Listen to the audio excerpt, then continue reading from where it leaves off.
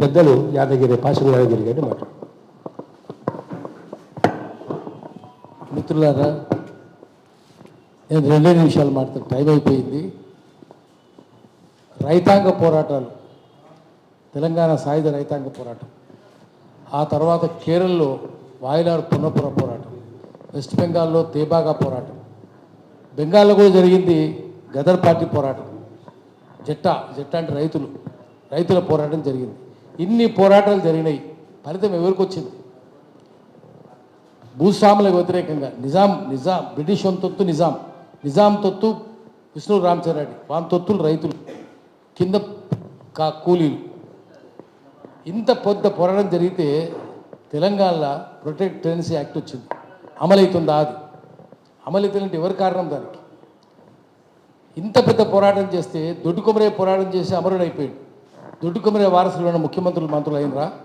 అదే విష్ణు రామచంద్రారెడ్డి గారి కొడుకులు మనమలే మంత్రులు అయ్యారు.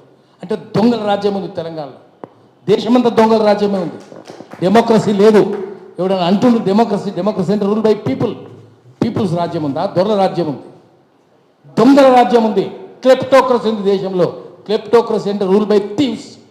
ఎంపీలందరూ దొంగలే, ఎమ్మెల్యేలందరూ దొంగలే, రాజకీయ నాయకులందరూ దొంగలే, అన్ని పార్టీలకు దొంగలే, ఐఏఎస్లందరూ బ్రోకర్లే, మీడియా అంతా మాఫియానే. జడ్జిలు ఇక్కడ కూర్చొని ఉన్నారు. భోపాల్ గ్యాస్లో ఏం న్యాయం జరిగిందా? ఒక న్యాయపక్ష నష్టపరిహారం వచ్చిందా? ఆండర్సన్ గారు జైలుకి పోయిందా? ప్రపంచంలో ఎక్కడ జరగలేదు అంత పెద్ద విపత్తు. మరి ఎక్కడుంది న్యాయం? రాజ్యాంగం 4 స్తంభాలు కుప్పకూలిపోయినాయి. మనం ఒప్పుకోవాల్సింది ఏంటంటే దేశంలో డెమోక్రసీ లేదు. ఈ పాట పాడినరు, ఈ పాట రాష్ట్రాన్ని ఎవరు? మానవత్వం లేనివాడు మచ్చుకైనా కానరాడు. ఆ పార్టీలో కనిపించదేమో, బయట మస్తు మంది ఉన్నారు. చెంచులు, గోండులు, కోయలు మంచోళ్ళు కాదు. మనకు బుద్ధి లేదు, వాళ్ళకు బుద్ధి ఉంది. దళితులందరూ మంచోళ్ళే, ఆడవాళ్ళందరూ మంచోళ్ళే. ఆ పాట రాసిన ఆయన టీఆర్ఎస్లో ఉండే, ఆ టీఆర్ఎస్లో ఒక్కడు మంచోడు కనిపించలేదు, మానవత్వం ఉన్నాడు కనిపించలేదు. ఇప్పుడు ఆయన కాంగ్రెస్ నుండు, ఆ పార్టీలో కనిపించకపోవచ్చు, కానీ బయట జనంలో ఉన్నారు. ఆ పాట పాడొద్దు, ఆ పాట తప్పు, మానవత్వానికి వ్యతిరేకమైంది. ఆ పాట రాసినప్పుడు బేకూఫ్ గాడే ఒకటి. రెండవది, కళ్ళు మత్తు కాదు. కళ్ళు చెట్టు మీద కళ్ళు తాగితే ఏ మత్తు ఉండదు. పులిస్తే కూడా 8.1% ఆల్కహాల్, 8.1%. ఐఎంఎఫ్ఎల్, షోవాలెస్, యునైటెడ్ ప్రెస్ మెక్న, ఇదంతా 40 to 48%. దాన్ని ఎందుకు మాట్లాడరు మీరు? దాని గురించి మాట్లాడండి. కళ్ళు గురించి మాట్లాడొద్దు. మనకు అవగాహన ఉండాలి, ఏది మంచిది ఏది చెడు కాదు. కళ్ళు విమర్శిస్తాం. ఇప్పుడు సీఎం ఏం చేస్తున్నాడంటే, రైతులు చచ్చిపోతున్నారు కదా, చచ్చిపోతుంటే వాళ్ళ పంటలు ఇంటికి వచ్చే, నాకు కూరగాయలు కావాలి, రైతు పండించుడు, మా ఇంటికి వచ్చే ఏర్పాటు చేయరా ముఖ్యమంత్రి? రమ్ము విస్కీ ఇంటికి వచ్చే ఏర్పాటు చేస్తావా నువ్వు? ఇప్పుడు వచ్చింది కదా పేపర్లు వచ్చింది కదా, రమ్ము విస్కీ ఇంటికి వస్తుంది. ధాన్యం ఎందుకు రాదు? బియ్యం ఎందుకు రాదు? పప్పు ఎందుకు రాదు? రైతు సంక్షేమం కోరుకున్నట్టు నువ్వు చేయాలి కదా. అప్పుడు ఆత్మహత్యలు ఎందుకు అవుతాయి? ఇది దొంగల రాజ్యం ఉంది కాబట్టి అయితే లేదు. దొంగలే, ఒక్కొక్క ముఖ్యమంత్రి దొంగ. కేసీఆర్ ఎంత దొంగనో రేవంత్ రెడ్డి అంతే దొంగ. పట్టాలి, మనం భరతం పట్టాలి. లూటీ చేస్తుంటే లాఠీ లేపాలి. లాఠీల సంఘం మళ్ళీ గుత్తుల సంఘం దొడ్డుకొమరయ్య చాకలేలం పెట్టినట్టు మళ్ళీ లాఠీల సంఘం పెట్టాలి. ఒక్కొక్కరిని ఈపు పగలగొట్టాలి. దేశంలో ప్రజాస్వామ్యం ఉందని చెప్తాను కూడా ఈపు ముత్తబిత్తలు చేయాలి. దొంగవాడు ప్రజాస్వామ్యం ఉందంటాడు, దొంగలకు సద్దులు మోసే లంగాడు లేదు. మనం ఈరోజు కొత్త ప్రత్యామ్నాయాన్ని సృష్టించాలంటే మొట్టమొదట చెప్పాల్సింది దేశంలో ప్రజాస్వామ్యం లేదు. ద్రౌపది సభలో అవమానం జరుగుతుంటే భీష్ముడు లంగా, ద్రోణుడు లంగా, లఫంగా అని చెప్పాలి. ధర్మరాజు ఎట్లయితాడు? వాడు జూదం ఆడతాడు. ధర్మరాజు అవుతాడా? జూదం ఆడతాడు. పెళ్ళాన్ని పెడతాడు. వాడు పెళ్ళాన్ని బట్టలు ఇప్పుతూ నోరు పూసుకొని కూర్చుంటాడా? చెప్తావు. వాడు ధర్మరాజు చెప్పినప్పుడు కూడా ఎడమకాలు చెప్తూ 32 పనులు రాలగొట్టాలి. ముందు మనకు క్రిటికల్ థాట్ ఉండాలి. ఇది తప్పనేటువంటి వివేచన ఉండాలి. అప్పుడు కానీ దేశం ముందుకు పోదు. నోరు మూసుకొని కూర్చున్న భీష్ముని, ద్రోణుని, కృపాచార్యుని, అశ్వత్థామని చెప్తూ కొట్టమని చెప్పాలి. వాడు భీష్మాచార్యుడు అండి, ద్రోణాచార్యుడు అంటే చదువుకున్న దొంగలు ఈ దేశంలో. చదువురాణులు అందరూ మంచోళ్ళే, నిరక్షరాస్యులు అందరూ మంచోళ్ళే. చదువురాణులు తప్పులు చేశారా? రోడ్లు నుంచి తల్లి ఎవరైనా ముంచిందా?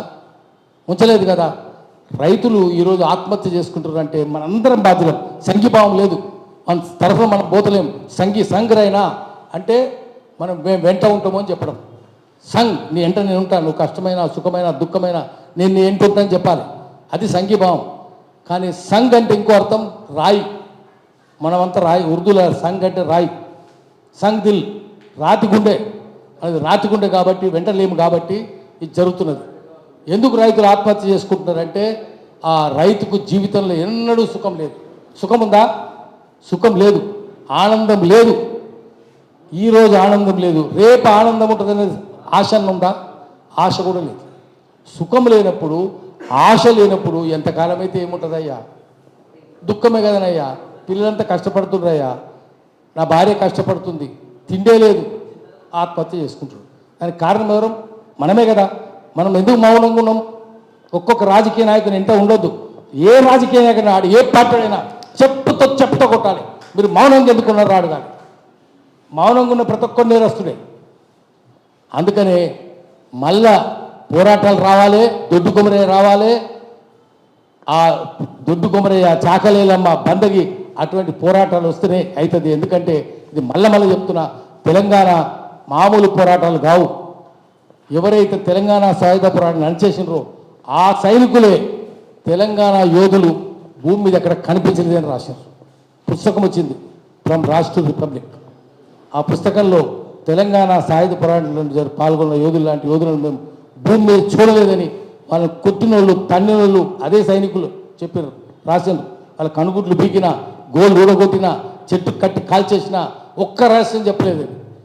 మనం నిజంగా వాళ్ళకు వారసులమైతే మనం కూడా అటువంటిదే పని చేయాలి. మళ్ళీ తెలంగాణ రైతాంగ సాయుధ పోరాటాన్ని సూచించాలి. అప్పుడైతుంది. రైతాంగ పోరాటమే, సాయుధ పోరాటమే కావాలి. సాయుధం అంటే లాఠీ పట్టుకుంటే చాలు, లాఠీ పట్టుకుంటే చాలు, ఎవరిని మెచ్చుకోవాల్సిన అవసరం లేదు. కానీ చంపమంటలేము, కానీ కాళ్ళు మాత్రం విరుగొట్టాలి. అట్లా చేస్తే తప్ప పోరాటం చేస్తే తప్ప ఉండదు. భజన మాత్రం చేయొద్దు. దానికోసం అటువంటి పోరాటానికి నేనైతే సిద్ధంగానే ఉన్నా. మీరు అందరూ కూడా సిద్ధంగా ఉన్నదంటే అటువంటి సంఘీభావం నిర్మించడానికి, తర్వాత పోరాటం చేయడానికి, దొంగలు దొంగంగా అనడానికి, మంచోళ్ళు అనడానికి దాన్ని సిద్ధపడాలి. కళ్ళు విమర్శించొద్దు. వాడెవరో రాసిండు పేకూగాడు, అట్లనే మానవత్వం లేదని పాటను చెత్తపట్ల పడాలి. అటువంటిది ఉండదు. మనకు విపక్షం లేదు, తప్పులు లేదు, అప్పటికైనా తప్పే.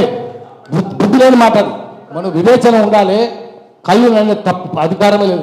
రమ్ముని పిసికిన ఎందుకనవు రమ్ము తాగుతావు మనం రాత్రిపూట కూర్చొని. లేదు, నాకు తెలియదు, ఇదంత లేదు. మనం గట్టిగా ఉందాము, పోరాటం చేద్దాము. అయిపోయింది, బయటపడ్డది కాబట్టి దానికోసం సిద్ధంగా ఉంటారంటే ఇక్కడ నుంచి ఆ సందేశం తీసుకొని పోదాం. నమస్కారం. ఇప్పుడు పృథ్వీరాజు గారు మాట్లాడతారు.